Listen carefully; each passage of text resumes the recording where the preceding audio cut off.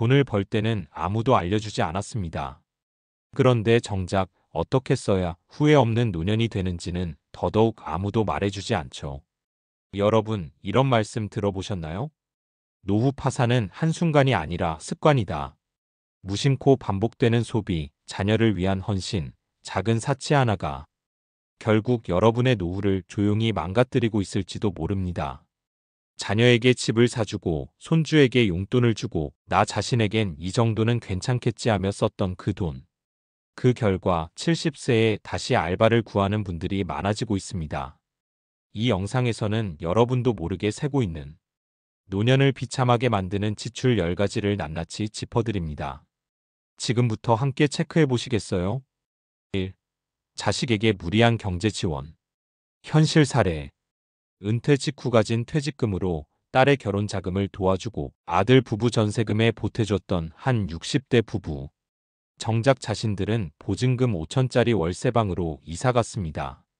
그리고 5년 뒤 치료비가 부족해 병원 대신 한의원만 전전했죠.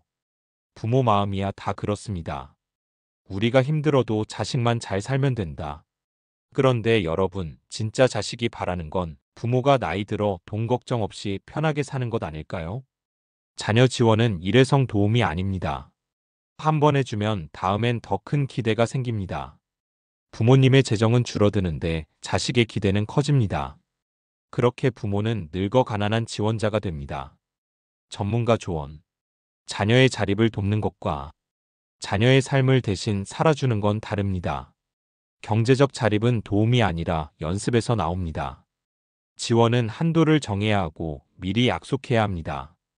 김윤경 은퇴재무설계사. 실천 가능한 해결책. 1. 자녀에게 이렇게 말하세요. 우리가 너희에게 해줄 수 있는 건 여기까지다. 그 이상은 너희가 스스로 이뤄가야 한다. 2. 지원 기준 정하기. 자녀 결혼 자금은 퇴직금의 10% 이내. 전세자금 보증은 월세 이상 요구 금지. 3. 문서화 또는 통장 분리. 노후 생활자금 통장은 절대 건드리지 않기. 자녀에게도 그 사실을 명확히 알리기. 2. 과도한 의료 쇼핑. 현실 사례. 무릎이 조금 아픈 70대 어르신. 정형외과, 한의원, 통증 클리닉, 건강식품까지 매달 병원비와 약값으로 40만 원 넘게 쓰고 계셨습니다. 그런데 정작 주치의는 한 명도 없고 몸은 약물 부작용으로 더 나빠졌습니다. 혹시 이 말 익숙하지 않으세요? 하루라도 안 가면 불안해서 건강을 챙긴다는 명목 아래 오히려 병에 대한 두려움을 사고 계신 건 아닐까요? 무분별한 의료 이용은 불필요한 검사와 치료, 약물 중복 복용, 의료비 지출 증가, 그리고 무엇보다 심리적 불안 중독으로 이어집니다. 건강해지려다 의존적인 소비자가 되어버린 거죠. 전문가 조언. 노년기에는 모든 이상을 다 치료할 수 없습니다. 목표는 완치가 아니라 관리입니다. 병원 쇼핑보다는 믿을 수 있는 1차 주치의 한 분을 정하세요. 이은영 가정의학과 전문의. 실천 가능한 해결책. 1. 의료 소비 진단하기. 지난 3개월간 병원 영수증과 약값 확인. 중복되는 항목이 있는지 체크. 2. 신뢰하는 주치의 한 명 지정. 건강보험공단의 의료기관 평가 정보 활용. 3. 정기 건강검진 기준으로 행동. 증상 위주의 불안 소비 계획 관리로 전환. 4. 복약 상담 받기. 지역 보건소 또는 약국에서 약물 중복 점검 가능. 3. 고정비로 빠지는 보험 과다 가입. 현실 사례. 70대 김모 어르신은 매달 빠져나가는 보험료가 45만 원입니다. 치매보험, 실손보험, 암보험, 운전자 보험까지. 정작 본인은 혜택도 제대로 모르고 계십니다. 혹시 몰라서 불안해서 드신 보험이 매달 생계비보다 더 많이 빠져나가고 있었던 겁니다. 혹시 여러분도 이런 생각 해보셨나요? 이 나이에 아프면 자식에게 부담 줄까봐. 그 마음은 이해하지만 그 불안이 고정지출 40만 원이라는 이름으로 여러분의 노후를 잠식하고 있을지도 모릅니다. 보험은 안심을 위한 것이지 비싼 불안감을 사는 수단이 되어선 안 됩니다. 특히 노년기의 갱신형 보험은 보험료가 폭등하거나 보장 종료 시점이 다가옵니다. 결국 70대 이후엔 보험이 아니라 생활비를 걱정하게 됩니다. 전문가 조언. 70세 이후의 보험은 보장이 아니라 가성비가 핵심입니다. 꼭 필요한 보장만 남기고 중복되거나 과한 보험은 정리하셔야 합니다. 최정우 노후재무설계사. 실천 가능한 해결책. 1. 보험증권 전수조사. 현재 가입 중인 모든 보험을 정리하고 어떤 항목이 중복되는지 체크하세요. 2. 전문가 상담 무료 활용. 금융감독원 파인, 공적 보험 컨설팅 등 제3자 상담으로 리모델링 가능. 3. 정리 원칙 세우기. 실손보험 1개와 치매보장 1개 정도면 충분. 납입 종료일 갱신 여부 필수 확인. 4. 고정비 기준 설정. 총 보험료는 월 소득 또는 연금의 10% 이하로 유지. 4. 허영심에서 비롯된 소비. 현실 사례.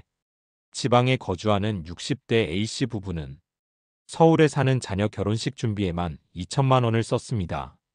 옷, 메이크업, 호텔 예식장까지 남들보다 못하면 안 된다는 마음에 정작 결혼 후엔 자식도 본인도 빚더미에 올랐습니다. 체면, 비교, 자존심. 이 모든 건 사실 노후의 적일 수 있습니다.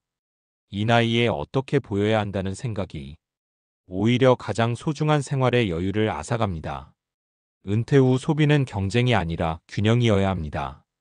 고급 외제차, 명품, 무리한 자녀 이벤트는 결국 감정적인 허영심에서 비롯된 지출입니다.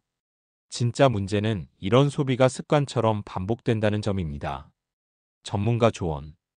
허영은 타인의 시선을 좁게 만들고 결국 내 삶의 기준을 잃게 만듭니다.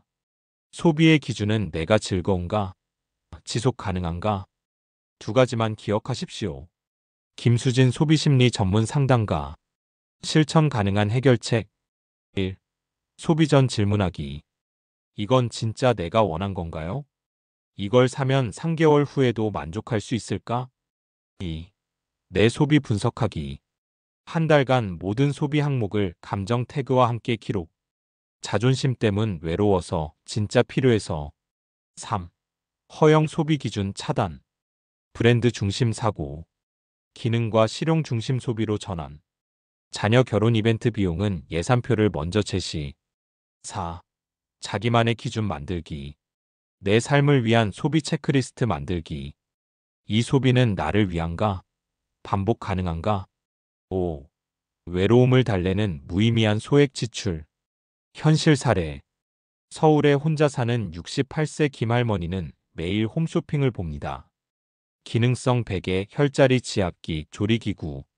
필요도 없지만 그냥 하나쯤 하는 마음에 매달 20에서 30만 원씩 지출. 그런데 쌓인 물건을 보면 정작 쓸만한 건 없었습니다. 사람은 외로울 때, 마음이 허할 때 손이 지갑을 먼저 엽니다. 쇼핑이 위로처럼 느껴지는 순간 사실은 정서적 허기를 채우고 계셨던 건 아닐까요? 외로움을 소비로 푸는 습관은 결국 의존적인 소비 중독으로 이어집니다. 소액이 반복되면 그 결과는 거대한 누수입니다. 무엇보다 정서적 공허함은 돈으로는 절대 해결되지 않습니다. 전문가 조언. 외로움은 감정이고 소비는 행동입니다. 감정을 다스리지 못하면 소비는 습관이 되고 그 습관은 지출을 망칩니다. 혼자 있는 시간에 무엇을 하는지가 노후를 결정합니다. 정혜란 노인심리 상담 전문가. 실천 가능한 해결책. 1. 소비 전 멈춤 훈련. 이걸 지금 사야 하나? 24시간 장바구니 대기제 실행. 2. 정서 소비 일기 작성. 소비할 때의 감정을 함께 기록. 외로워서, 지루해서, 스트레스 받아서 등. 3. 소비 대신 채울 수 있는 취미 활동 찾기. 온라인 독서 모임, 공예 수업, 봉사활동 등. 내가 필요하다고 느껴지는 순간이 외로움을 줄입니다. 4. 지출 상한제 설정. 일주일 소액 지출 총액을 3만 원 등으로 제한. 카드 결제 대신 현금 봉투 지갑 사용. 6. 손주 용돈 선물 과다 지출. 현실 사례. 74세 박모 어르신은 명절마다 손주 3명에게 각각 20만 원씩 용돈을 줍니다. 생일, 어린이날, 입학 축하까지 더하면 연간 200만 원 가까이 나갑니다. 그런데 어느 순간 손주는 고맙다는 말도 하지 않고 이번엔 얼마야? 라고 묻기 시작했습니다. 손주는 얼마나 귀여우세요. 그 작은 손에 용돈 쥐어주는 순간 마음이 흐뭇해지지요. 하지만 과한 사랑은 어느 순간 기대와 당연함으로 바뀝니다. 진짜 사랑은 돈보다 관심과 기억이라는 것 잊지 마세요. 용돈이 당연해지면 감사가 사라지고, 선물이 반복되면 의미가 약해지고, 과한 지출은 결국 내 생활까지 줄이게 만듭니다. 그리고 무엇보다 자녀 세대와 갈등의 불씨가 되기도 합니다. 왜 우리 애한테만 덜 줬어요? 이건 너무 많은 거 아니에요? 같은 말 들어보신 적 있으신가요? 전문가 조언. 아이들에게 가장 큰 선물은 시간, 이야기, 함께한 기억입니다. 돈보다 중요한 건 관계의 밀도입니다. 유경진 가족관계 심리학 박사. 실천 가능한 해결책. 1. 지출 기준표 만들기. 용돈 선물 기준을 정하고 전 자녀에게 공평하게 고지 불필요한 오해 방지. 2. 돈 대신 추억 선물하기. 아이와 직접 만든 엽서, 손편지, 책 한 권 함께 읽기. 소소한 추억이 더 오래 남습니다. 3. 용돈은 한도 내에서라는 기준 세우기. 손주수, 연금 수준 감안한 연간 예산 총액 설정. 4. 손주와 소통 늘리기. 줬느냐 안 줬느냐보다 요즘 어떻게 지내? 학교 어때? 가 훨씬 소중합니다. 7. 유흥도박 중독성 소비. 현실 사례. 퇴직 후 무료한 시간을 달래려 경륜장에 다니기 시작한 60대 김모 씨. 처음엔 5천 원 정도 재미로 시작했지만 어느새 매주 수십만 원이 빠져나가고 있었습니다. 그는 말합니다. 이건 돈 문제가 아니라 습관이야. 혹시 여러분도 하루가 너무 길다, 혼자 있으면 답답하다고 느끼신 적 있으신가요? 그러다 보면 자연스럽게 유튜브 후원, 스마트폰 게임 과금, 복권, 술자리, 경마 같은 것들이 어느새 일상이 되어버리는 순간이 옵니다. 중독성 소비는 한 번에 크게 무너지지 않습니다. 작게, 천천히 하지만 확실하게 노후를 잠식합니다. 그리고 결국은 자존감과 사회적 관계까지 갉아먹습니다. 돈보다 무서운 건 스스로를 조절할 수 없다는 무력감입니다. 전문가 조언. 중독은 의지로 끊는 것이 아닙니다. 환경을 바꾸고 루틴을 새로 짜야 멈출 수 있습니다. 특히 노년기 중독은 외로움과 무의미함이 주 원인입니다. 오상훈 중독심리 전문가, 정신건강의학과 전문의. 실천 가능한 해결책. 1. 소비시간 파악하기. 도박, 게임, 유흥에 쓰는 시간을 일주일 단위로 적어보세요. 스스로 놀라실 수 있습니다. 2. 루틴을 의미 있는 활동으로 교체. 새벽 경마 대신 오전 봉사, 게임 대신 커뮤니티 활동이나 시니어 운동 프로그램 참여. 3. 소액 결제 제한 설정하기. 스마트폰에서 결제 차단, 후원 한도 제한 기능 설정. 4. 자조 모임 또는 전문가 연결. 지역복지센터 중독 회복 프로그램. 정신건강복지센터 무료 상담 서비스 활용. 8. 리스렌트 할부와 같은 장기 고정비. 현실 사례. 정년 퇴직 후 외제차 리스로 새 출발을 다짐했던 62세 이모 씨. 월 리스료 65만 원의 보험료, 주유비까지 합쳐 고정비만 100만 원을 넘었습니다. 몇 달 지나자 연금으로는 생활비가 턱없이 부족해졌고 결국 차량을 중도해지하며 위약금까지 물어야 했습니다. 은퇴 후에도 괜찮은 사람으로 보이고 싶은 마음 이해합니다. 하지만 여러분, 리스할 브랜트는 쓰는 순간보다 계속 내야 하는 시간이 훨씬 깁니다. 노년의 자유를 갉아먹는 건 과거의 계약서일 수 있습니다. 리스렌트 할부는 매달 빠져나가는 고정비가 되어버립니다. 생활비가 줄어들수록 이 고정비는 생존비를 위협합니다. 특히 노년기엔 소득은 줄고 지출은 그대로인 고정비 덫에 빠지기 쉽습니다. 전문가 조언. 노년 재무계획에서 가장 중요한 원칙은 가변성입니다. 상황에 맞춰 지출을 줄일 수 있어야 자유로운 삶이 가능합니다. 고정비는 자유를 제한합니다. 물건은 당장 반짝이지만 부담은 오래갑니다. 홍성태 시니어 재정 컨설턴트. 실천 가능한 해결책. 1. 내 고정비 총액 점검하기. 핸드폰 요금, 자동차, 가전 렌탈, 전기 구독료 등 매달 반복되는 자동이체 내역을 모아 한눈에 정리. 2. 생활비 10% 초과 시 경고 원칙 세우기. 총 고정비가 연금 또는 생활비의 10%를 넘는다면 즉시 재조정 필요. 3. 가능한 건 소유보다 공유 중고로. 차량은 카쉐어링, 가전은 중고 제품. 필요할 때 쓰고 필요 없을 땐 지출도 없는 구조가 이상적. 4. 할부 대신 일시불연금 구매 원칙. 할부 6개월 이상은 고정비로 간주하고 지양. 9. 뒷담화식 지출. 식사, 커피, 모임 비용. 현실 사례. 70대 이모 씨는 매일 오전마다 아파트 근처 커피숍에서 친구들을 만납니다. 커피 한 잔, 점심 한 끼, 간식까지 하루 평균 지출 2에서 3만 원. 한 달이면 70만 원이 훌쩍 넘습니다. 대화 주제는 늘 똑같은 자식 이야기, 남 얘기, 과거 자랑뿐이었고 어느 날 문득 허무함만 남았다고 말했습니다. 노년에 사람을 만나는 일은 참 중요합니다. 하지만 만남이 관계 유지가 아니라 의무, 비교, 뒷담화로 변질될 때 돈만 세고 감정만 피로해집니다. 자주 만나면 돈도 나가고 감정도 소모됩니다. 반복되는 불평, 비교, 뒷담화는 에너지 낭비일 뿐입니다. 무엇보다 이런 모임은 의미 없이 시간과 돈을 소비하는 습관이 됩니다. 전문가 조언. 모임은 양보다 질입니다. 관계도 정기점검이 필요합니다. 나를 건강하게 해주는 만남만 남기셔야 합니다. 그렇지 않으면 사람을 만나고도 더 외로워질 수 있습니다. 박하연 노년 심리 상담사. 실천 가능한 해결책. 1. 만남 기준표 만들기. 만난 후 기분이 좋아지는 사람만 유지. 감정 소비가 큰 모임은 정리. 2. 식사 모임 회비제 전환. 매번 계산하는 구조에서 벗어나 공정하고 예산 있는 만남으로 변화. 3. 정기 모임만 유지하고 나머지는 줄이기. 주 1회 이상 모임은 시간 비용 모두 낭비 가능성. 월 1에서 2회 정도로 조절.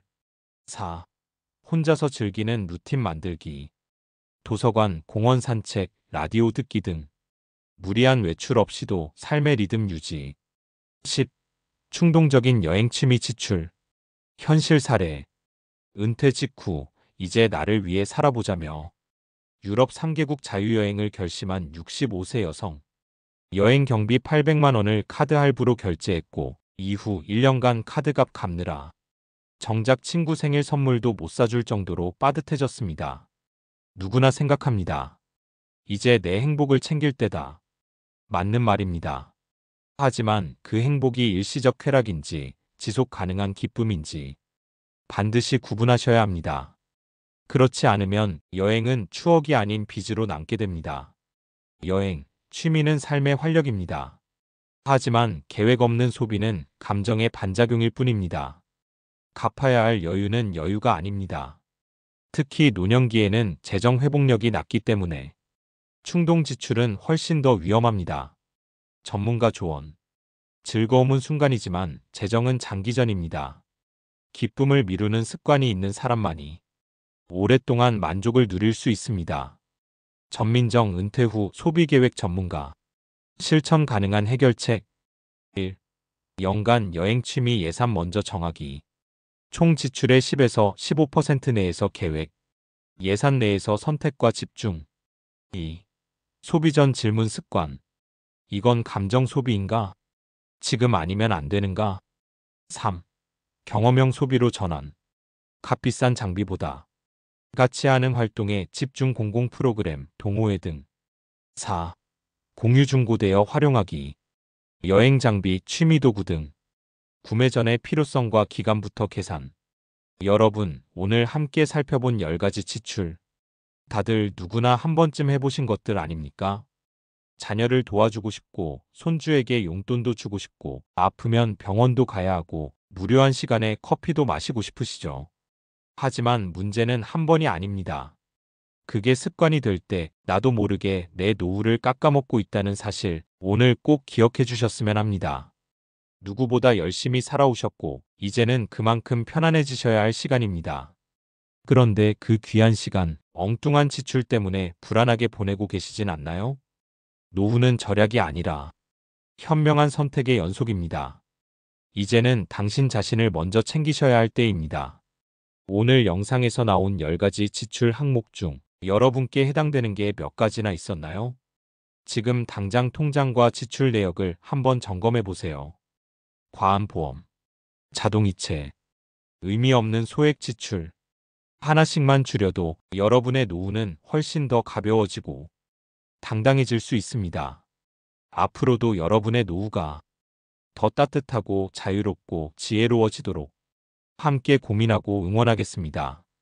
이 영상이 도움이 되셨다면 좋아요와 구독, 알림 설정 부탁드립니다. 오늘도 당신의 노후를 응원합니다. 감사합니다.